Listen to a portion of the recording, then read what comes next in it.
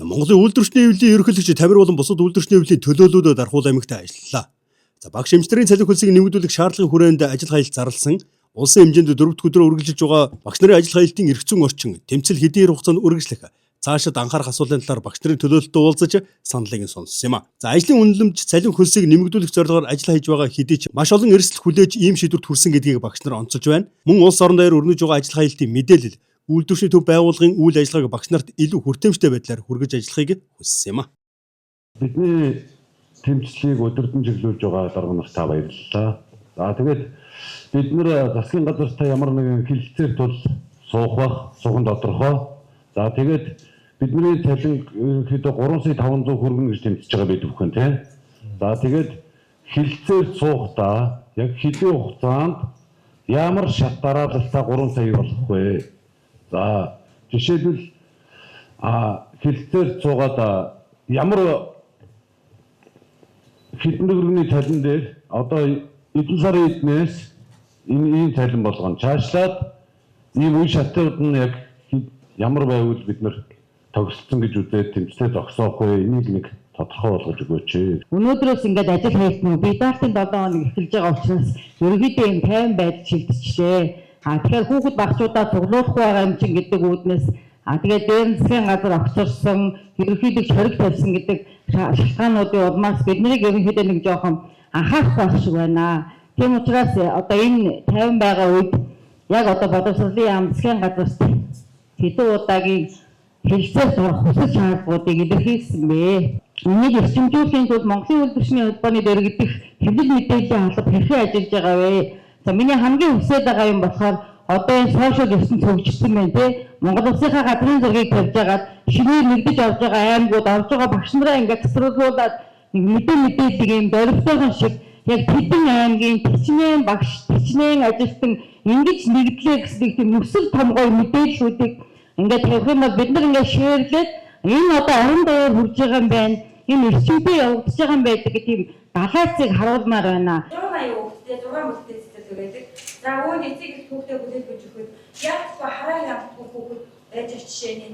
За ажилчид өнөөдөр өөртөөс судалгаа аваад одоо мэдээ өгсөн чинь насан туршаагүй хүүхдээ хамгаалж байгаа 4 жишээ байж байгаа жишээний.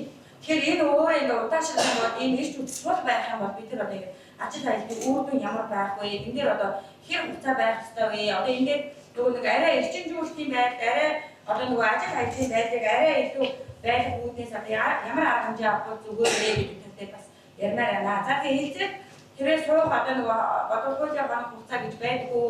Одоо нөгөө бид нар ч одоо ингээд хэдий ажил хайж байгаа ч гэсэн одоо маш эрсдэлтэй байдлаас үүсэж байгаа учраас үүн дээр хариулт өгөх боломж байна уу? Тэгээ өнөөдөр манай сургалтын зардал, эрүүл мэндийн зардал, хичээл практикийн зардал эдгээр бүгдийг татсан байна гинэ. Яа уцаагаад одоо манай зарцуулж амжаагүй байл. Тэгэхээр магадгүй энэ зардлуудыг үндсэн цалин шингээл байдлаар нөгөө бидний нэмэгдэл хөлсийг ингээ хасчих юм шиг үстэй гэсэн тийм юмсүүд байна. Тэгэхээр ер нь бол бас нэг юм байгаамаа. Нэг бас бид нар аягүй сайн ойлгох хэрэгтэй байна.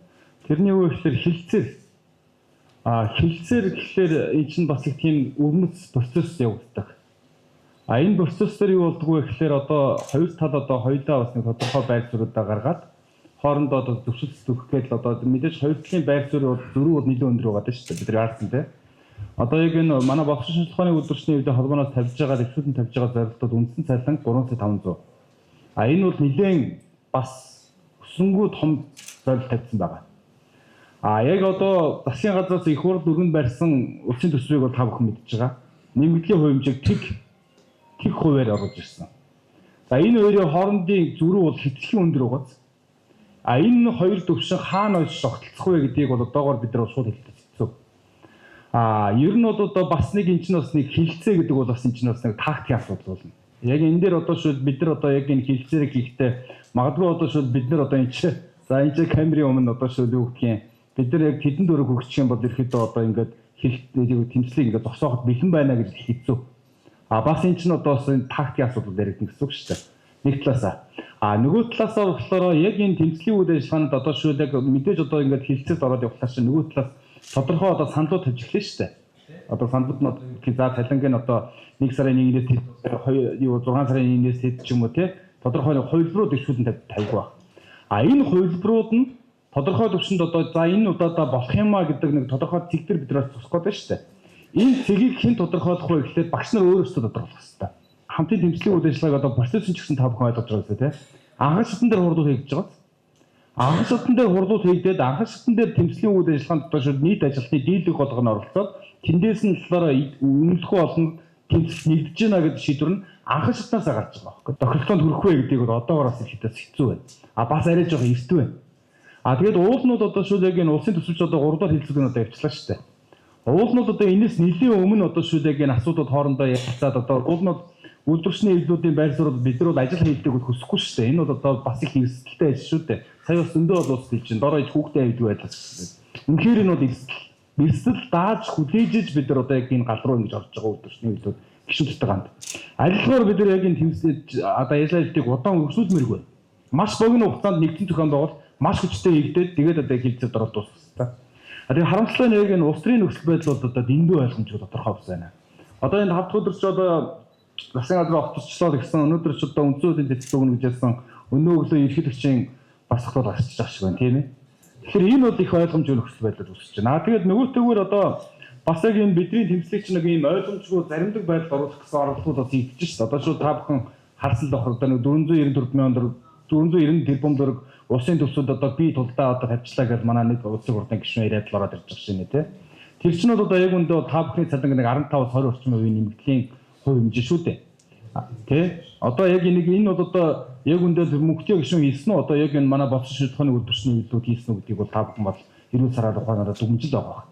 Тэгэхээр иймэрхүү заримдаг нөхцөл байдлууд бас үүсэж байна. Тэгэхээр энийг бол одоогоор бид нар шууд бас ихэд хэцүү байгаад байна. За тэгээд сая бас хэлж байна. Одоо яг энэ бидалтын 7 хоног үргэлжлэж байна гэдэг. Ялангуяа энэ бол үнэн. Одоо яг энэ манай бослогын үйлдвэрчний эвлүүд үзчихсэндээ ажлын хэсэг гэдэг нь яг энэ дээр бас нэлээд сайн ярилцсан байсан. Гэхдээ EBS дээр бол одоо шууд яг энэ бидалтын 7 хоног бол шууд нөлөөлнө тий. Энэ бол одоо яг ажил хаялт нийгэм цай мэдрэхгүй байх гэсэн санаа шүү дээ.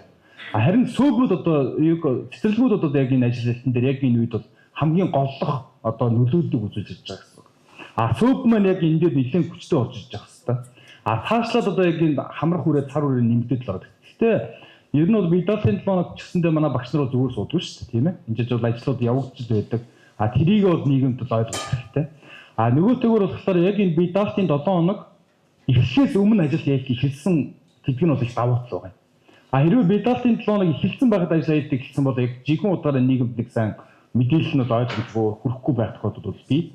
Харин энэ үед болохоор бид нар ч одоо хоорондоо ярилцж байна. Одоо шууд манай бослогын салбар нэгдсэн, эрүүл мэндийн салбар нэгдсэн байна шүү дээ. Энэ бол одоо яг Монголын нийгэмд хамгийн хүчтэй нөлөөлөлттэй нийгмийн бүлгүүд.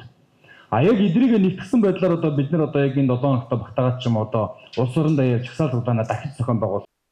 Багш нарын ажил хаялт хэдий хэр хугацаанд үргэлжлэхийг урьдчилж хэлэх боломжгүй гэдгийг үйлдвэрчний эвлэлийн холбооны ерөнхийлөгч тодтол. За тэмцлийн үр дүн бодиттой байж тодорхой шийдвэр гаргах хэрэгтэй гэдгийг ч онцолж байсан юм а.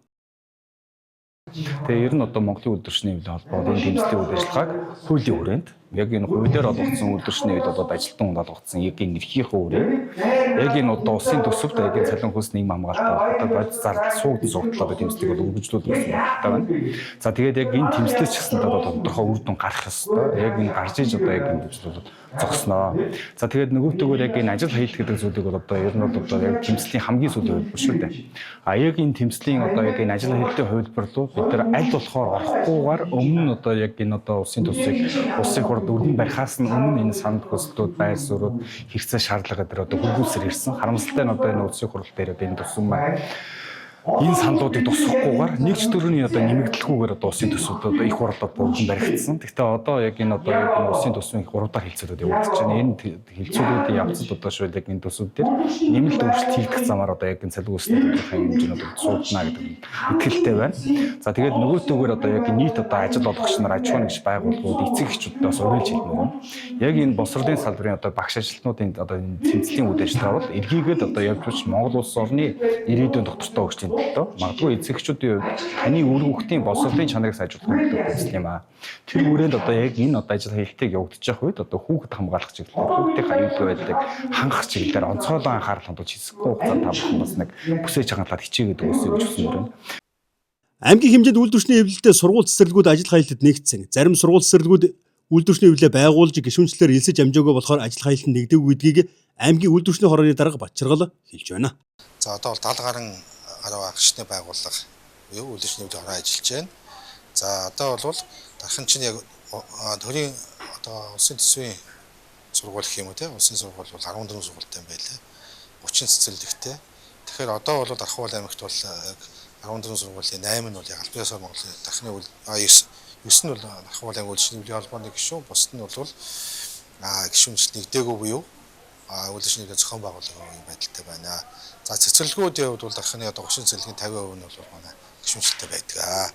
Тэгээ яг үйлдвэрчний хөлийг байгуулах, гишүүнчлэлийн одоо орох энэ одоо өөрийнхөө байгууллага өөрсдөө байгуулах нь бол үйлдвэрчний хуулийн тухай хууль болон авны эвлэлтнийг эрхийнхээ хүрээнд бол тухайн одоо байгууллага хамт олонны бол сайн дурын зүйл байдаг.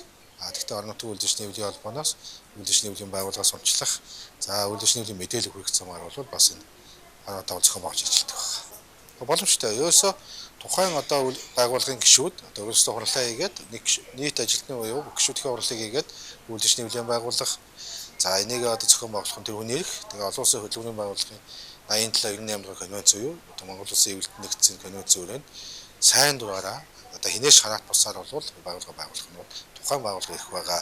Ер нь бол нөгөө нэмэгдэж байна. Одоо өнөөдөр ихэд 2 байгууллага хурлаа хийж үйлдвэрчний хуулийн байгууллага байгуулж байна. За мөн одоо тодорхой шалтгааны улмаас ингээ зогсооцсон байсан нэг байгууллага, нэг одоо боловсролын байгууллага маань одоо үйлдвэрчний хуулиас сэргээх. За энэ арга хэмжээ нэгдэх, ер нь цаашдаа үйлдвэрчний хуулитэйгээ хамт явах ийм шийдвэрүүд бол гаргаж байна. За нийгмийн гол тулгуурын нэг боловсролын салбарын цалин үнэлэмжийн хувьд дор бага байгаа нь доктортой ажлын байрыг бий болгоход сөрөг нөлөөтэй байгаа нь өнөөдрийн ажил хайлтанд хүргэсэн гэдгийг Монголын үйлдвэрчний хуулийн холбооны ерөнхийлөгч Тамир онцолж байсан юм а.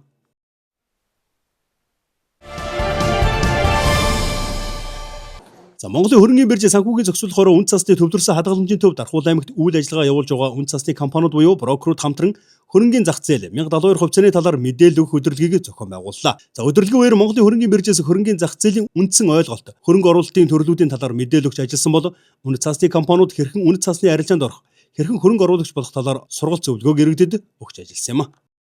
Брокеруудтайгаа хамтраад хөрөнгөний зах зээл 1072 хувьцаа нэртэй өдрөлгийг зохион байгуулж явж байна. За иргэд бол энэ үйл ажиллагаанд нэлээд идэвхтэй хамрагдж 3 үн цасны компани буюу Дархан брокерийн компани, BDSEC, дээр нь манай Гүцэк үн цасны компани үйл ажиллагаа явуулж байгаа. Тэгэхээр иргэд маань бас энэ 3 брокерийн компанид айлуулах идэвхтэй хандаад өөрийнхөө үн чөрөнгөд хайхрамжтай хандаад үн цасны дансаа шүүлэгдэг, ногдласгийн асуудлаа шийдүүлдэг энэ мэд зөвлөгөөг бол байнга тогтмол авах одоо боломжтой байгаа. За харин санхүүгийн зохицуулах хорооноос иргэдийн санхүүгийн боловсрол, санхүүгийн мэдлэгийг нэмэгдүүлэхэд чиглэсэн сургалт зөвлөгөө мэдээллийг өгсөн юм. За санхүүгийн зохицуулах хорооноос иргэдийн санхүүгийн боловсролыг дээшлүүлэх чиглэлээр за кибер орчинд үйлдэгдээд байгаа захим залин луурт өртөхгүй байх чиглэлээр урьдчилан сэргийлэх чиглэлээр за ингээд иргэд альва гүйлгээ ойр тойрныхоо хайртай дотны хүмүүстээр хашир байх одоо өөрийнхөө мэддэг мэдээллийг бусдад түгээх за ингээд санхүүгийн зах зээл буюу банкнаас бусад санхүүгийн салбарын бүтээгдэхүүн үйлчилгээг нэг бүр таних за ингээд яг баталгаатай их сурвалжийг олж мэдэх чиглэлээр санхүүгийн боловсролоо дээшлүүлээрэ гэдэг үйл ажиллагааг хэрэгжүүлээд одоо цаашаа хойд бүсийнхаа 5 аймгийг зориод ажиллаж байна. Өдрөлгийн хүрээнд үн цасны төвлөрсөн хадгаламжийн төвөөс 1991 оны өмч хувьчлаар иргэдэд тараасан хөрөнгө оруулалтын эрхийн бичгээр худалдан авсан хувьцаануудынхаа мэдээллийг авах, Эрдэнэс тавталгын компани 1072 хувьцааны бүртгэл ноогдол ашигтай холбоотой мэдээллийг нэг дороос шуурхаа авч үйлчлүүлсэн юм а. Хөрөнгөний зах зээл дээр бас үйл ажиллагаа явуулдаг энэ байгууллагууд маань одоо хамтарч Дархуул аймагтын нээлттэй өдрөлгийг зохион байгуулж байгаа нь бол одоо төлөвийн талархууштай байна. Учир юу вэ гэхээр сүүлийн жилүүдэд энэ санхүүгийн зах зээл энэ үнэт цаас хөрөнгөний одоо зах зээлийн одоо төлөлт бол нэлээд ажиглагдж байгаа. Банкуд маань одоо нээлттэй одоо хувьцаагаа гаргаад системийн хэмжээнд банкуд маань гаргаад эхэлсэн. За тэр нөгөө өмч хөвчлийн үед одоо цэнхэр ягаан гэдэг энэ тасалбаруудын тухай яригддаг байсан. Энэ тасалбаруудын бас одоо хаана ямар эзэмшилтэй байна гэдгийг тодруулах энэ боломжууд энд бүрдэж байна. За мөн орон нутгийн компаниуд маань өөрсдөө энэ хувьцаа бонд гаргах энэ нөхцлүүдийг одоо нээлттэй сулчлах ийм боломжуудыг бол энд ярьж болж байна.